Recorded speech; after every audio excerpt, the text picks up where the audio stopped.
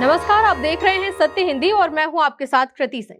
केंद्र सरकार ने हाल ही में संसद में कहा है कि देश में ऐसा कोई ठोस राष्ट्रीय डेटा नहीं है जो साबित करे कि मौतें या बीमारियां सिर्फ एयर पोल्यूशन की वजह से हो रही हैं। लेकिन क्या ये दावा सही है?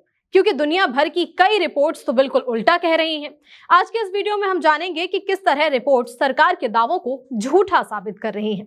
दरअसल तृणमूल कांग्रेस के सांसद डेरेक ओब्रायन ने राज्यसभा में सवाल पूछा था कि क्या वायु प्रदूषण मौतों और बीमारियों की वजह बन रहा है।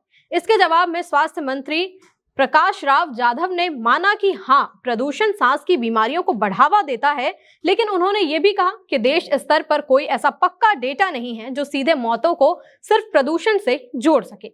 यानी सरकार के पास कोई राष्ट्रीय डेटा नहीं है जो ये साबित करे कि कितनी मौतें सिर्फ हवा के जहर की वजह से हो रही हैं। लेकिन सवाल ये है कि क्या ये दावा सच्चाई से मेल खाता है, क्योंकि अंतर्राष्ट्रीय रिपोर्ट्स तो कुछ और ही कहानी बयां कर रही हैं। मिसाल के तौर पर नवंबर में आई ग्लोबल बर्डन ऑफ डिसीज की रिपोर्ट, जिसमें ताजा डेटा इस्तेमाल किया गया, उसने साफ बताया कि 2023 में दिल्ली में जहरीली हवा मौत की सबसे बड़ी वजह बनी। स्टडी के मुताबिक उस साल राजधानी में कुल मौतों का करीब 15% सिर्फ एयर पोल्यूशन की वजह से हुआ। पिछले साल द लैंसेट प्लैनेटरी हेल्थ में छपी एक स्टडी ने कहा कि अगर भारत WHO की गाइडलाइंस फॉलो करे तो हर साल करीब 15 लाख कम मौतें होंगी। आपको जानकर हैरानी होगी कि pharma market intelligence company pharma track की एक नई रिपोर्ट ने बताया कि नवंबर में जब एयर क्वालिटी बहुत खराब थी, अस्थमा और क्रॉनिक ऑब्स्ट्रक्टिव पल्मोनरी डिसीज की दवाओं की बिक्री 3 साल के सबसे ऊंचे स्तर पर पहुंच गई। उस महीने बिकने वाली कुल दवाओं में से 8% सिर्फ सांस से जुड़ी बीमारियों की दवाएं थीं। ये बढ़ोतरी सीधे प्रदूषण से जुड़ी हुई मानी जा रही है। दरअसल दिल्ली समेत कई देश के कई बड़े शहरों में प्रदूषण का स्तर इतना खतरनाक हो गया है कि लोग सड़कों पर उतर आए हैं, प्रदर्शन हो रहे हैं, साफ हवा की मांग की जा रही है। सोशल मीडिया पर भी #क्लीन एयर या फिर #पोल्यूशन प्रोटेस्ट जैसे हैशटैग ट्रेंड कर रहे हैं। लेकिन अफसोस कि सरकार इन प्रदर्शनों को कभी अर्बन नक्सल तो कभी माओवादी एजेंडा बताकर असली मुद्दे से ध्यान भटका देती है। जबकि हकीकत यह है कि हवा में PM 2.5 जैसे बेहद बारीक कण, जो सिर्फ 2.5 माइक्रोन से छोटे होते हैं, शरीर के अंदर गहराई तक पहुंच जाते हैं, फेफड़ों से होते हुए खून तक, और ये कैंसर, दिल की बीमारियां, स्ट्रोक जैसी दिक्कतें पैदा कर सकते हैं। भारत में इनकी मात्रा अक्सर सुरक्षित स्तर से कई गुना ज्यादा पाई जाती है।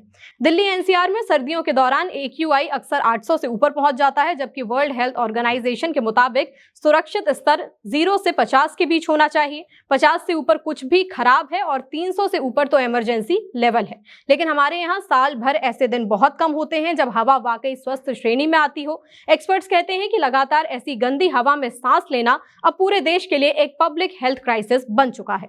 अब सवाल ये है कि आखिर सरकार क्या कर रही है इस समस्या से निपटने के लिए।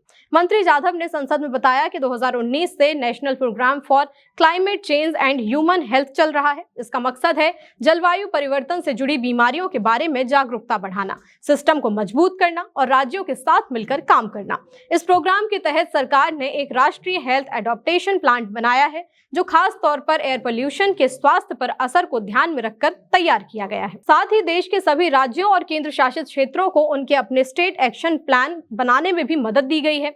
हर प्लान में एयर पोल्यूशन पर एक अलग से चैप्टर बनाया गया है, जहां जोखिमों और उन्हें कम करने के लिए उपायों का जिक्र किया गया है। इसके अलावा तैयारी को बेहतर बनाने के लिए भारतीय मौसम विभाग यानी कि IMD की ओर से अर्ली मॉर्निंग सिस्टम और एयर क्वालिटी फोरकास्ट जारी किए जाते हैं। ये अलर्ट राज्यों और शहरों को भेजे जाते हैं ताकि स्वास्थ्य विभाग और संवेदनशील इलाकों में रहने वाले लोग पहले से तैयार हो सकें। जैसे अगर प्रदूषण बढ़ने वाला है तो स्कूल बंद कर दो, बुजुर्गों को घर में रखो। ये कदम अच्छे हैं, लेकिन सवाल फिर वही है कि क्या ये काफी है, क्योंकि प्रदूषण का स्तर तो कम नहीं हो रहा। बहरहाल ये आंकड़े डराने वाले हैं। एक तरफ सरकार कह रही है कि पक्का डेटा नहीं है, दूसरी तरफ रिपोर्ट्स और सबूत बता रहे हैं कि प्रदूषण एक साइलेंट किलर बन चुका है। दिल्ली में 15% मौतें, पूरे देश में लाखों की जानें, ये कोई मजाक नहीं है। और ऊपर से प्रदर्शन करने वालों को बदनाम भी किया जाता है। ये तो असली समस्या से मुंह मोड़ने जैसा है। खैर, आपके शहर में हवा कैसी है ये हमें बताएं। क्या आपके यहाँ पे कोई बदलाव देखा गया, ये भी हमें कमेंट्स में बताएं। लाइक और शेयर करें और चैनल को सब्सक्राइब जरूर करें। फिलहाल के लिए इतना ही। नमस्कार। Copyright disclaimer under Section 107 of the Copyright Act 1976. Allowance is made for fair use for purposes such as criticism, comment, news reporting, scholarship, and research. Fair use is a use permitted by copyright statute that might otherwise be infringing.